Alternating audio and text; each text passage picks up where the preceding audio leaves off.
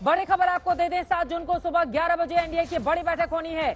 7 जून का ये दिन मुकर्रर किया गया है, यानी कि परसों सुबह 11 बजे बैठक के बाद एनडीए सरकार बनाने का दावा पेश करेगी। ये बड़ी जानकारी, बड़ी खबर इस वक्त निकलकर सामने आ रही है। 7 तारीख को यानी कि कल का दिन क्या खाली रखा जाएगा? और यही सवाल हिमांशु आपसे। नायडू और नीतीश कुमार तो जल्दी सरकार बनाने की बात कह रहे हैं यहां पर, लेकिन बीजेपी बिल्कुल आराम से अपने कदम को आगे बढ़ा रही है। इसके पीछे की वजह क्या है? कल 6 जून है, लेकिन 7 जून तय किया गया है। 11 बजे बैठक होगी और उसके बाद सरकार बनाने का दावा पेश किया जाएगा। देखिए, उसके पीछे एक कारण ये भी है कि इलेक्शन कमीशन की तरफ से जो नोटिफिकेशन है, सभी जो नव निर्वाचित सांसद हैं उनका नोटिफिकेशन हो जाएगा और उसके बाद जो है सभी जो नए सांसद हैं वो अपना एक आईसी नंबर का कार्ड होता है और रजिस्ट्रेशन जो लोकसभा में है वो करवाएंगे। 7 तारीख को बैठक है, 8 तारीख को शपथ ग्रहण है। तो शपथ ग्रहण से पहले ही जो है वो एनडीए के संसदीय दल की बैठक है, जिसमें प्रधानमंत्री नरेंद्र मोदी को संसदीय दल का नेता चुना जाएगा एनडीए का। और उसके बाद तमाम एनडीए के नेताओं के साथ प्रधानमंत्री नरेंद्र मोदी जो है वो राष्ट्रपति से मुलाकात करेंगे और अपनी सरकार बनाने का दावा भी पेश करेंगे। और उसके बाद जो है ये तय किया जाएगा कि किस घटक दल को कितनी संख्या के अंदर जो है कैबिनेट के अंदर जगह मिलेगी। ये बहुत महत्वपूर्ण है क्योंकि इस बार भारतीय जनता पार्टी के पास पूर्ण बहुमत की सरकार नहीं है। पिछले दोनों बार अगर देखें तो 282 या 303 का आंकड़ा भारतीय जनता पार्टी ने चुना था और उसमें सभी घटक दलों को चाहे वो छोटे हो या बड़े संख्या के अनुपात से। हाँ, शशि हिमांशु, चित्रा के सवाल को ही मैं आगे बढ़ा रहा हूँ।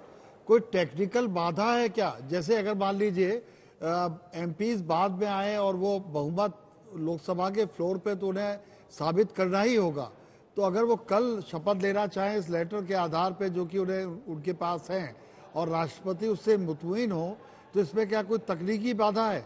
मुझे नरेंद्र मोदी की जो आदत है तत्काल काम करने की, उससे तो मुझे ये लगता है कल भी शपथ ले सकते हैं। जी बिल्कुल शशि जी, लेकिन उसमें एक अगर हम देखेंगे तो 2019 में भी 30 जून को शपथ ली थी। नतीजे जो हैं वो 20 जून को आए। 30 मई को जो है शपथ ग्रहण हुआ था और नतीजे 20 मई को आए थे। 10 दिन का समय लिया था प्रधानमंत्री नरेंद्र मोदी ने 2019 के अंदर। 14 में भी उन्होंने 7 से 8 दिन का समय लिया था। लेकिन एक चीज बड़ी गौर करने वाली ये है कि जब सांसदों को लेकर नोटिफिकेशन नहीं, हालात बिल्कुल अलग है। इसीलिए उन्होंने इंश्योर किया शशि जी कि एनडीए एकजुट दिखे, एक साथ दिखे, मजबूती के साथ। इसीलिए आज एनडीए की बैठक बुलाई गई और सभी घटक दलों का समर्थन पत्र ले लिया गया है। और जो बैठक है संसदीय दल की वो एक दिन के बाद रखी है, क्योंकि 8 तारीख का जो शपथ ग्रहण का टाइम है वो मुकर्रर किया गया है। उसके अनुरूप ही सभी सांसदों को बुलाया गया है। दूर दूर से सांसदों को आना है और सब अपने अपने सर्टिफिकेट लेके आएंगे, लोकसभा सचिवालय में जमा करेंगे। फिर उनका एक नया आई कार्ड है जिसे आईसी नंबर कहते हैं। उसके बाद उनको संसद भवन में एंट्री मिल सकती है। तमाम प्रोसेस है, उस प्रोसेस के अंदर कुछ समय लगना है, जबकि कल लोकसभा सचिवालय ने काम शुरू कर दिया था आपने। लेकिन सबसे बड़ी चीज यही है कि 7 तारीख को बैठक बुलाई है इंश्योर करने के बाद कि एनडीए का कोई घटक दल साथ छोड़ के नहीं जा रहा, क्योंकि इंडिया ब्लॉक की तरफ से हमेशा ये कहा जा रहा था चाहती है भारतीय जनता पार्टी। इसी वजह से एक दिन गैप रखा गया है और परसों अब इस पूरी प्रक्रिया को नए सिरे से आगे बढ़ाया जाएगा। हिमांशु लगातार जुड़े हुए हैं, मौसमी सिंह भी हमारे साथ हैं, शशि शेखर जी स्टूडियो में है। लेकिन उसके पहले आपको बता देते हैं, एनडीए के दलों ने समर्थन पत्र सौंप दिया है, लेकिन इंडिया गठबंधन को अभी भी खेल की उम्मीद है। बैठकों का दौर जारी है। कैसे पक रही है सियासी खिचड़ी, आइए आपको दिखा देते हैं इस रिपोर्ट में।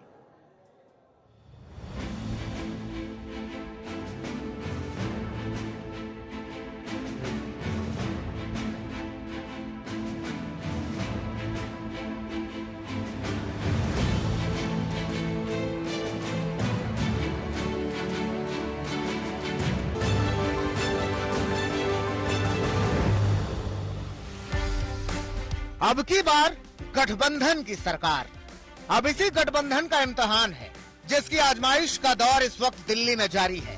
एनडीए और इंडिया दोनों के ही दिग्गज नेताओं के फोन की घंटियां बज रही हैं। बैठकों का दौर जारी है। प्रधानमंत्री कहते हैं कि अब की बार गठबंधन की सरकार है। एनडीए सरकार का बहुत ज्यादा जोर हर तरह के करप्शन को जड़ से उखाड़ फेंकने का होगा।